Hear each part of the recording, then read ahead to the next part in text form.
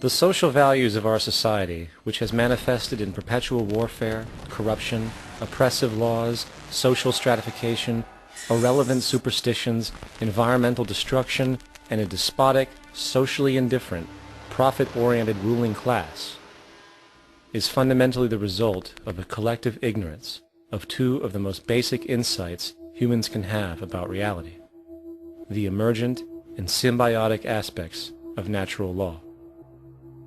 The emergent nature of reality is that all systems, whether it is knowledge, society, technology, philosophy, or any other creation, will, when uninhibited, undergo fluid, perpetual change. What we consider commonplace today, such as modern communication and transportation, would have been unimaginable in ancient times. Likewise, the future will contain technologies, realizations, and social structures that we cannot even fathom in the present. We have gone from alchemy to chemistry, from a geocentric universe to a heliocentric, from believing that demons were the cause of illness to modern medicine. This development shows no sign of ending, and it is this awareness that aligns us and leads us on a continuous path to growth and progress. Static, empirical knowledge does not exist. Rather, it is the insight of the emergence of all systems we must recognize.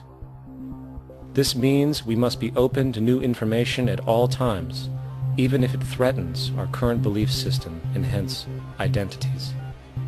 Sadly, society today has failed to recognize this, and the established institutions continue to paralyze growth by preserving outdated social structures. Simultaneously, the population suffers from a fear of change, for their conditioning assumes a static identity, and challenging one's belief system usually results in insult and apprehension, for being wrong is erroneously associated with failure, when, in fact, to be proven wrong should be celebrated, for it is elevating someone to a new level of understanding, furthering awareness. The fact is, there is no such thing as a smart human being, for it is merely a matter of time before their ideas are updated, changed, or eradicated. And this tendency to blindly hold on to a belief system, sheltering it from new, possibly transforming information, is nothing less than a form of intellectual materialism.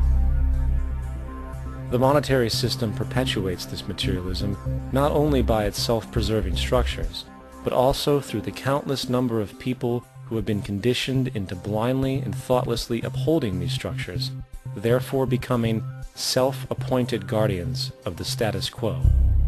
Sheep, which no longer need a sheepdog to control them, for they control each other by ostracizing those who step out of the norm.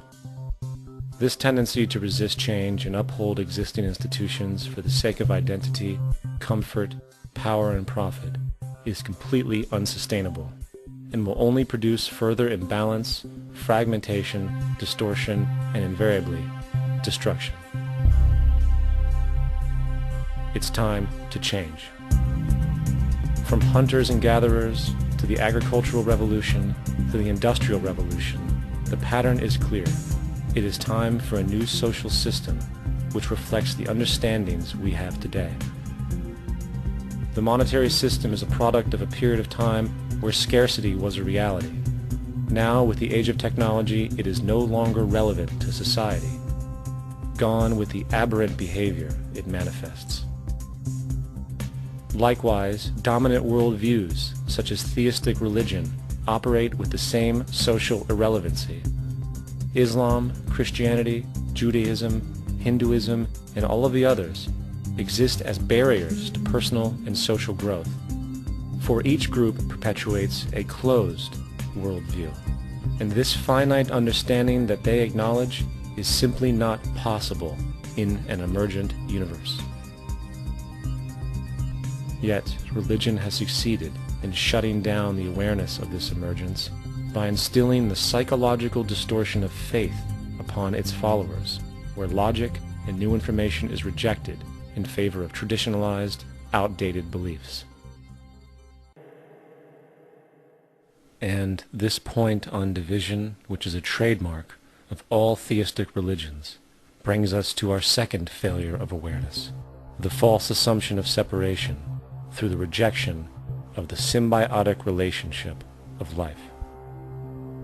Apart from the understanding that all natural systems are emergent, where all notions of reality will be constantly developed, altered, and even eradicated, we must also understand that all systems are, in fact, invented fragments, merely for the sake of conversation. For there is no such thing as independence in nature. The whole of nature is a unified system of interdependent variables, each a cause and a reaction, existing only as a concentrated whole. You don't see the plug connected to the environment, so it looks like we're free, wandering around. Take the oxygen away, we all die immediately. Take plant life away, we die. And without the sun, all the plants die. So we are connected. We really must take into account the totality. This isn't just a human experience on this planet. This is a total experience. And we know we can't survive without plants and animals. We know we can't survive without the four elements, you know. And so when are we going to really start taking that into account? That's what it is to be successful. Success depends on how well we relate to everything around us. I'm very aware of the fact that my grandson cannot possibly hope to inherit a sustainable, peaceful, stable, socially just world unless every child today growing up in Ethiopia, in Indonesia, in Bolivia, in Palestine, in Israel also has that same expectation. You got to take care of the whole community or you're going to have serious problems. And now we have to see that the whole world is the community. And we must all take care of each other that way. And it's not just a community of human beings. It's a community of plants and animals and elements. And we really need to understand that. That's what's going to bring us joy, too, and pleasure. That's what's missing in our lives right now. We can call it spirituality, but the fact of the matter is joy comes from that bliss of connectedness. That's our God spirit. That's that side of ourselves that really feels it. And you can feel it deep inside you. It's this amazing, wonderful feeling. And you know it when you get it. You don't get it from money. You get it from connection.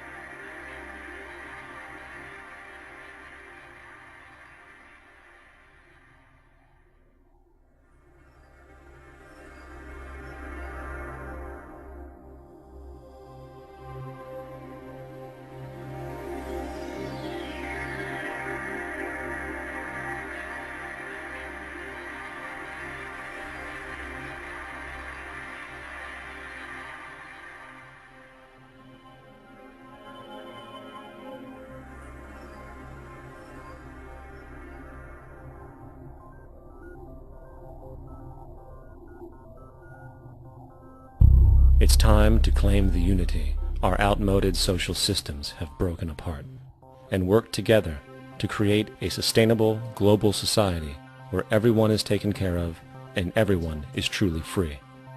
Your personal beliefs, whatever they may be, are meaningless when it comes to the necessities of life. Every human being is born naked, needing warmth, food, water, shelter. Everything else is auxiliary.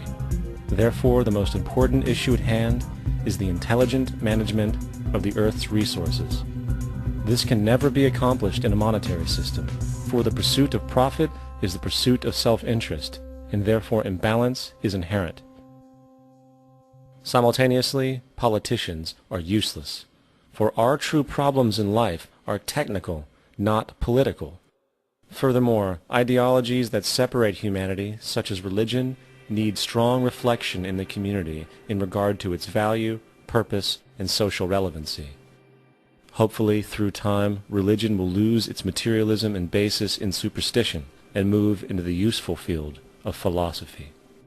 The fact is, society today is backwards, with politicians constantly talking about protection and security rather than creation, unity, and progress. The U.S. alone now spends about $500 billion annually on defense. That is enough to send every high school senior in America to a 4-year college. In the 1940s, the Manhattan Project produced the first true weapon of mass destruction. This program employed 130,000 people at an extreme financial cost. Imagine what our life would be like today if that group of scientists, instead of working on a way of killing people, worked on a way to create a self-sustaining, abundant world. Life today would be very, very different if that was their goal.